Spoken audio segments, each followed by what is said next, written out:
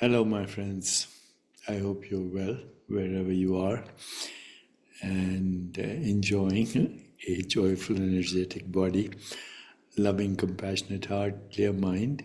If you are, then all these are good signs that you're living closer to the source, closer to truth, closer to consciousness as the source of all existence and the awareness of all existence. In other words, you're making progress on the journey to full awakening.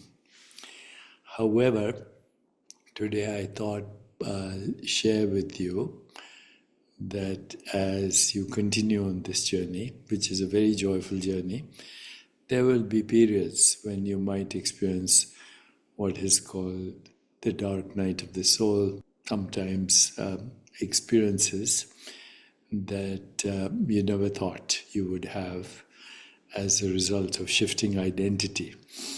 And some of these, for the time being, can be even scary. But as you continue your journey and cross the abyss, the dark night of the soul becomes joyful ecstasy, total freedom. But along the way, certain things are going to happen. And right now, what I want to share with you are some things that happen inevitably, even when you don't go through the dark night of the soul. And that is, you start to feel less engaged or wanting to be less engaged, and you might want to understand how you can stay detached and engaged at the same time. But first, why is this happening? Why does this happen? As you attune more to the core of your experience, you become more sensitive to the noise, drama, and the turbulence of collective consciousness. The noise, drama, and turbulence that actually pervades collective thought, media, social media, news, and social interactions. What once might have seemed normal may now feel discordant or unnecessary. Soon comes a choice. Do you want inner peace or outer noise? Connecting with a deeper self or source often brings a sense of calm and clarity that stands in stark contrast to the anxiety and distraction prevalent in wider society. So priorities start to shift as personal values recalibrate.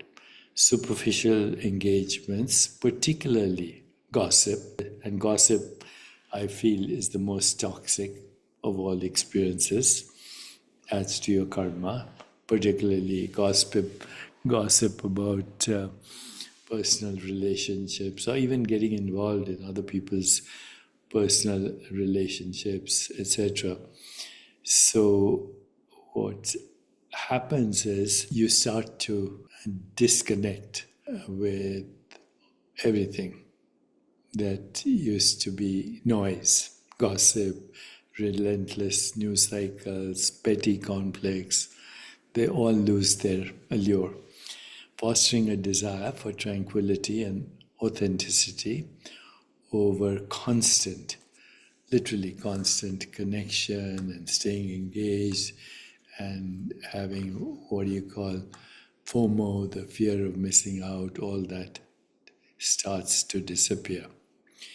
Then the challenge becomes, can you stay engaged for necessary things and yet stay detached? Here are some suggestions. Practice mindful engagement. Approach each situation deliberately. Choose when, where, and how to participate. Check in with your intentions. Are you drawn in out of habit, fear of missing out, as they say, FOMO these days, or meaningful purpose? Are your intentions for meaningful purpose? That's how I make those decisions. And always remember that presence does not require absorption. You can witness without being overwhelmed, observing thoughts, emotions, and social currents as passing phenomena, not as absolute realities. Of course, meditation, reflective practices strengthen this perspective, allowing you to see collective behavior with compassion, but not engagement. And you also start to set boundaries. You limit exposure to sources of collective distress, social media, gossip particularly, but certain conversations, all the sensationalist news. You start saying no to engagements that do not align with your current sense of purpose or peace. And you start to anchor more and more in the source, regularly connecting with your own center through meditation, walks in nature, taking periodic silence, even 3-4 days, or engaging in activities that ground you in what we call presence. And always, of course, the recourse of using breath, simple mantra, as reminders to remain centered amidst outer dynamics. Also, you serve when moved, so you are always ready to serve, but you're not compelled. Let compassionate engagement arise naturally. That's what happens, rather than out of obligation. Also, the quality of contribution often outweighs quantity. Even small acts from a centered place have profound impact. And of course, you start to embrace paradox and non-judgment. Detachment does not mean apathy. One can deeply care while remaining internally unmoved by chaos. You accept that discomfort or disorientation may arise as you move between inner tranquility and external madness of what you experience as insanity. This is part of integration. So this has happened to me more and more over the years, and I thought if I shared my thoughts with you, this would be helpful to you as well as you pursue your path to awakening.